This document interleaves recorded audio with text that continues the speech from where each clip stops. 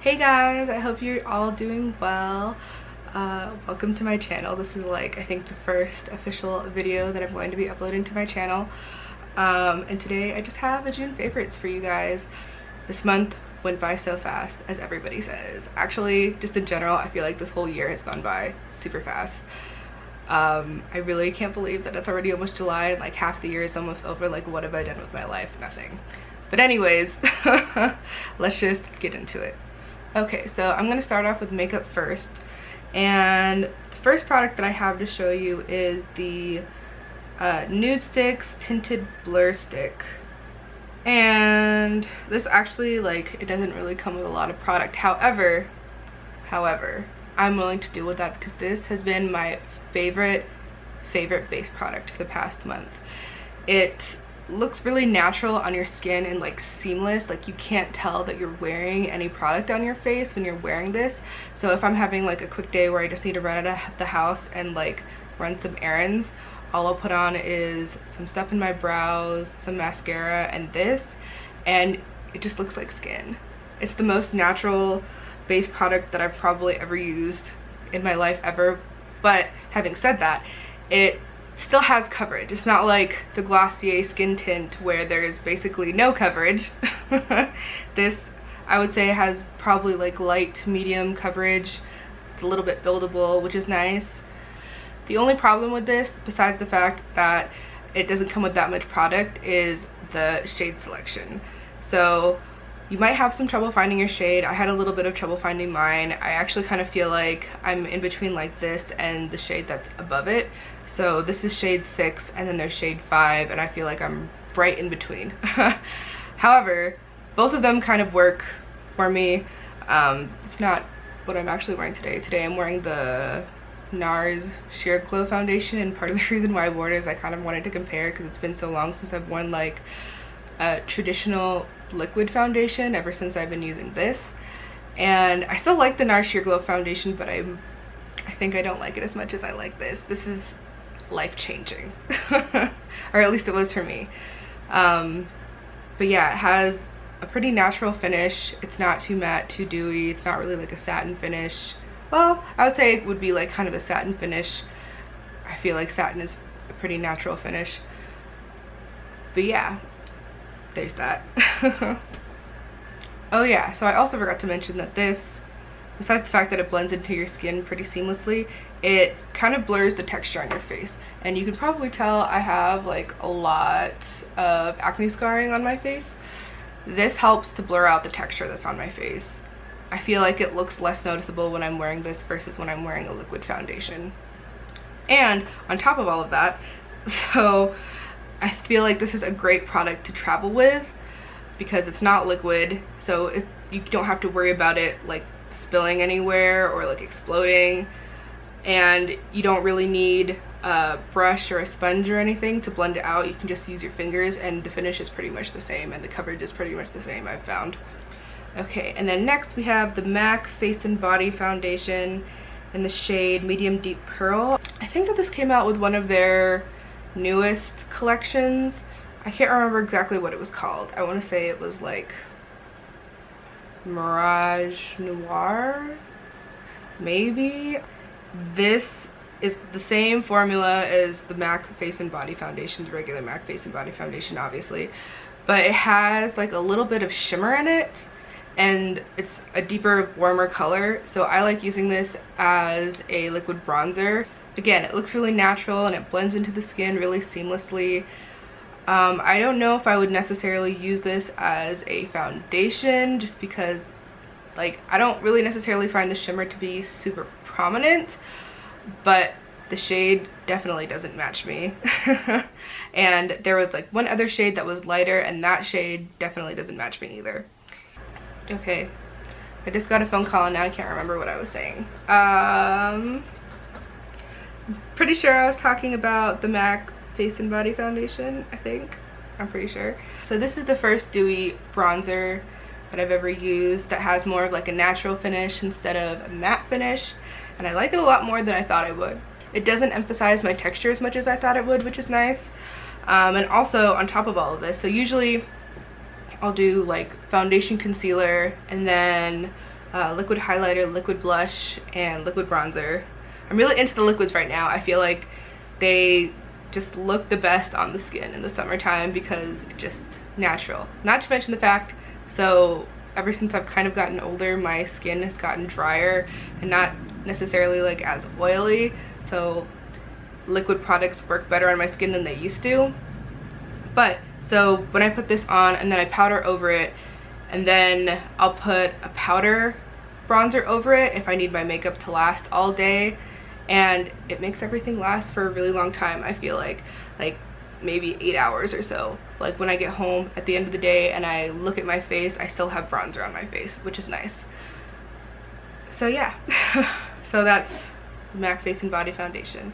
Next we have one of my all-time favorite highlighting products. This is the Marc Jacobs Dewdrops, and these are the ones in Fantasy. So before, I had the ones that came out I think last year that are called Do You, and they're more of a golden sheen, and this one's kind of more of a rose gold sheen. This one I think would definitely be more appropriate if you have like a medium tan, dark complexion, and the gold one is kind of more geared for people who have a lighter complexion. But this, oh my god, I love it so much. It just like, it gives you like the most beautiful lit from within glow, and it lasts all day on the skin. The only thing that may be a problem for some people is it doesn't really layer that well over powder. Like if you powder and then put the product over it, it gets kind of patchy. But like the easiest way to alleviate that is just to put it on before powder. So I guess if you use if you're someone who likes a lot of coverage and you put a powder foundation over your normal foundation instead of just using like a setting powder, this probably won't be for you, because I don't know if it'll show through a powder foundation or not. That's not something that I've tested out. However, other than that, this product is amazing and I love it so much.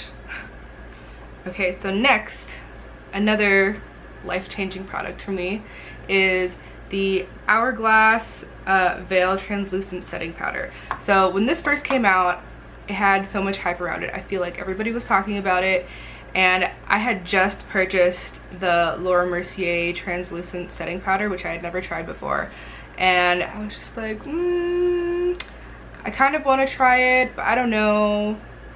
And for the longest time, for whatever reason, I didn't really believe the hype behind the Laura Mercier powder, and then once I tried that, I felt like that powder was life-changing. And so I decided to just take the plunge and go for it and buy it. And oh my god, this powder is amazing. It sets everything in place without making you look powdery at all, and it doesn't emphasize texture. Like before I bought the Laura Mercier powder and before I bought this one, I was using the Coty Airspun powder, and while it is like a really nice affordable drugstore powder, it emphasized my texture. I felt like, not necessarily like my pores or like my lines or anything, but just like where all of my acne scars are, it just looked horrendous. I felt, and like I didn't know what it was. For some reason I just didn't make the connection that it was the powder until I tried a different powder.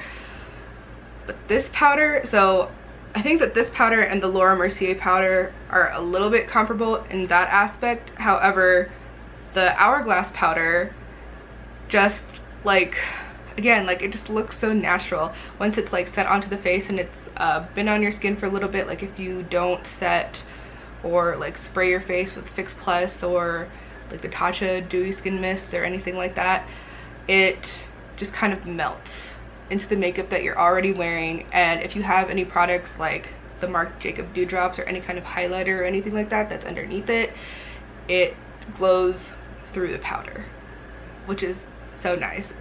It just it looks amazing. It makes the skin look amazing. I love it.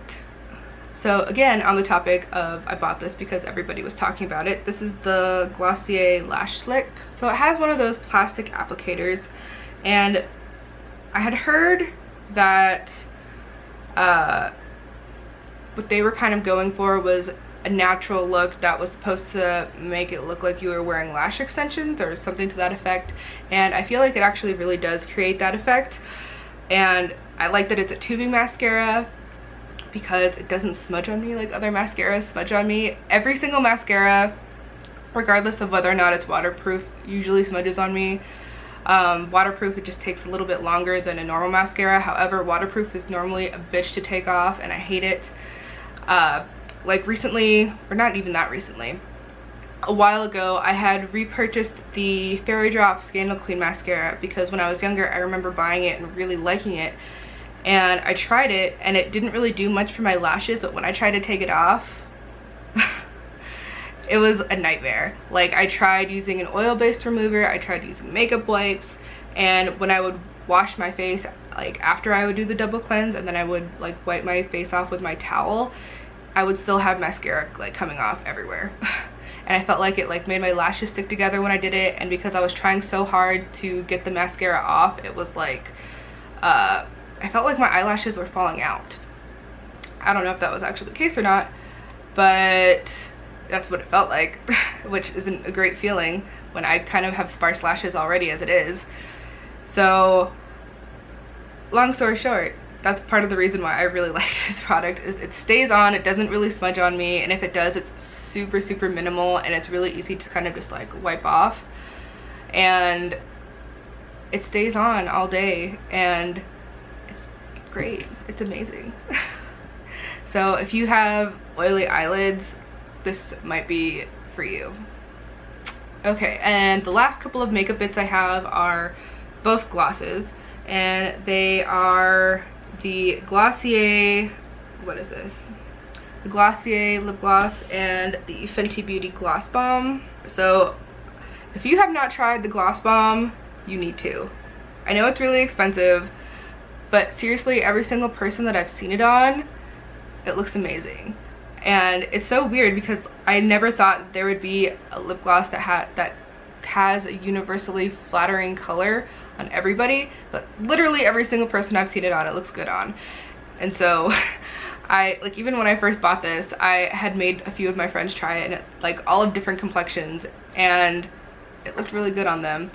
And it feels nice, it's not really sticky, it lasts for a decent amount of time. And even though there's you can see like little shimmers in it, it doesn't really translate when you put it on your lips. And then for the Glossier lip gloss, this one is kind of like more basic, I guess, in comparison to the Fenty one. But I think that as far as clear lip glosses go, this one is probably by far my favorite, because on me personally, I think it kind of just like plumps my lips. Like, it doesn't give you that like tingly feeling that like for example the Buxom lip glosses give you, but it almost fills in the lines that are on my lips and just looks plump and juicy. And I wore this once and my boyfriend told me I looked like a glazed donut, which I guess is a compliment. I'm not really sure. I'll take it as one though. Okay, now on to skincare. So the first product that I want to talk about I don't actually have because it's a sheet mask and I threw the packaging away already. But I think the brand is called Mamonde. I found it at Ulta randomly one day, and I just really wanted a sheet mask because I hadn't been taking care of my skin that well because I had been traveling, and so I wanted to do something to kind of pamper my skin a little bit. I ended up buying not one of every single type of sheet mask that they had, but I think they have around 8, and I ended up buying like 4 or 5. And so the two that I like the most out of the ones that I've tried so far are the Narcissus and Hibiscus face mask. So this brand is like all based around flowers, and oh my god, let me tell you, I guess I'll insert a picture right here so you can see what they look like, but they make your skin feel so soft. The first time I tried it, I would try the Narcissus sheet mask. I exfoliated my skin and then put like the sheet mask on, and then after that I kind of like, I didn't look at the instructions. Usually whenever I wear a sheet mask, I just put it on and let it dry. And so that's what I did with this one. and then followed up with my moisturizer. And the next morning, I couldn't believe how soft my skin felt. It felt like a baby's butt, and it was amazing, and everything was just plump and hydrated, and there was still some essence left in the packet, so I just continued to use it for the next day and like the day after that. And that has been the case with all of the other ones that I've tried too. There's a lot of essence in the packaging that you can use after you've already used the mask, which is nice, considering especially like these masks aren't cheap. They're like, I mean, they're not super expensive either. I've seen more expensive sheet masks, but these are $7 a piece, which to me is really pricey for something that's supposed to be like a one-time use product. But I would say that it's completely worth it. So if you find it in your Ulta, try it out, or at least try out one of them, because I love them. My camera just died. Anyways, it's like another product that was like super hyped here on YouTube, and it's the Summer Fridays Jet Lag Mask. So I actually have yet to kind of use this as like a quick treatment mask. What I've been using it as is like kind of the final step of my skincare routine. Sometimes if my skin is feeling extra dehydrated, I will put this on after I finish putting on my moisturizer in the morning, and after I finish putting my moisturizer on at night if I'm not using any oils. I feel like if I'm using oils, then it's like just too much product. But I heard that this is supposed to kind of like complement the other products in your skincare routine, and it's supposed to be kind of supplemental, and I find that true for me. I feel like whenever I use this and I just want to kind of amp up the products that I'm using underneath it, it helps everything kind of just like be more effective, I guess, if that makes sense. So yeah, I'm really into this, really like this. If you haven't given it a try, I would try it. Okay, and then last skincare thing, we have the CosRx, I think that's how you say it, the CosRx Aloe Soothing Sun Cream, SPF 50+. So this says it's formulated with aloe vera, and it protects the skin against UVA and UVB rays while hydrating the skin. So when I bought this, I initially thought that it was like a moisturizer with SPF in it, but now I definitely think it's like just an SPF. Although if you have oily skin, you probably could use it as just a moisturizer. However, my skin has been pretty dry, so I've been just layering this on top of everything else at the end of my skincare, including if I use the Summer Fridays Jet Lag Mask, and I love it a lot, as I've been saying for most of these products, which makes sense because this is a favorites video. One of the things I like about it is that it doesn't feel oily or greasy on your skin. Like, it just feels like a moisturizer. And on top of all of this, another big plus for me is that there's no white cast at all. Like, and I don't mean like when you're taking photos, I mean just like overall. I had purchased one of the Shiseido sunscreens and had really high expectations for it because it's Shiseido and it was really expensive. And when I put it on, it was just white all over my face. And I left it on for a little bit, for maybe 20 or 30 minutes, and it didn't dissipate. It just stayed white on my face. And I'm not even that dark, so I can't imagine anybody like darker than me trying to use it. And however, on the bright side, that is kind of a nice sunscreen to use when you want your makeup to last a long time, because I decided that I was just gonna wear makeup over it because I didn't want to wash my face again, because if I wash my face multiple times like that, it irritates it. So I was like, well, I'm just gonna put my makeup over it and see how it goes. And it made my makeup last all day. So maybe not great as a standalone SPF, but great as a primer. And also that one felt kind of greasy too. So I'm really, really into this, and I highly recommend trying it if you need an SPF for the summertime. My hair just always looks so flat. I need a haircut. Maybe that'll make it less flat and less heavy. Anyways, I have one more product to talk about, and this is the multi-use oil from Urban Outfitters. And this one is in the Rosebud scent, I believe. Number 1, Rose Petals, Peony, and Bergamot. And it's so pretty. It's so aesthetic. There's like little rose petals that are floating in it. Not rose petals, rosebuds that are floating in it. But it smells really good. You can use it on your skin or on your hair, and I like to use it for both. Honestly, I used it a lot when I was traveling, and I feel like for me sometimes it's quicker to use an oil than it is to use a lotion, because lotion I have to like take a minute to work it into my skin, whereas this, like, it dries or absorbs into the skin pretty quickly, so I just like squirt it out on my hands, put it all over my body, and then it's dry and I can go on with my day and be moisturized. And it smells really good, and the scent lingers for a moment and it doesn't just dissipate, which is nice on top of all of this. The only downside is, I would say, I think it's kind of expensive. It's like 30 bucks, but you do get a lot of product. I think it's, I don't know, it doesn't say on the bottle, but yeah, it does seem like you get a lot of product, even though it is a little bit pricey. And I think if you use it sparingly, it could probably last you for a while.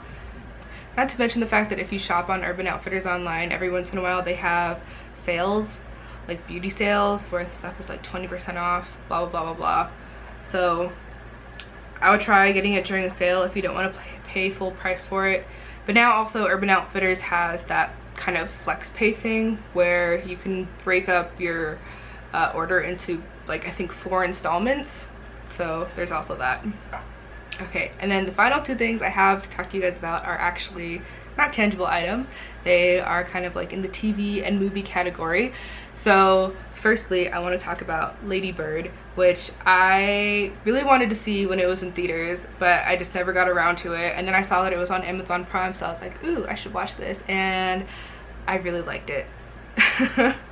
I liked the cinematography, I liked the story, and how, like, it was kind of realistic, and like the dynamic between Lady Bird and like the other people who are in the movie I felt was really realistic.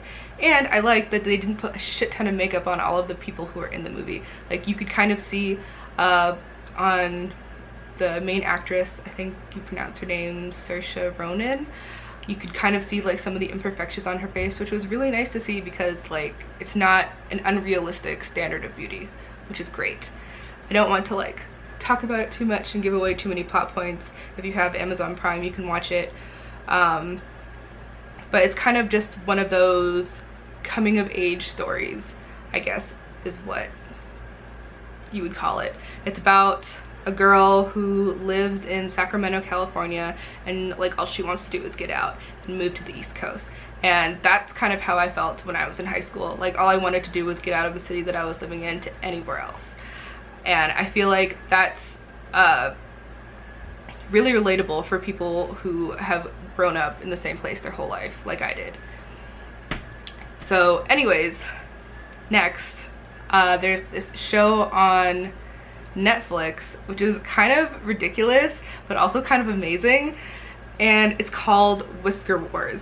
Okay, and it's literally a reality TV show about the world of growing your facial hair competitively, and it's really interesting. Some of those guys have like the most incredible, amazing beards and facial hair, and just the things that they come up with is like, it's crazy, some of the stuff that some of those guys come up with.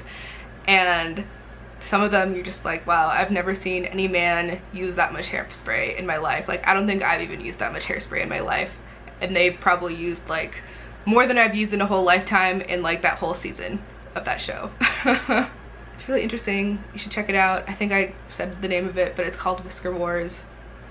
Yeah. Alright, and that wraps up my favorites video. Thank you guys so much for watching, and I hope I see you guys back next time. Bye.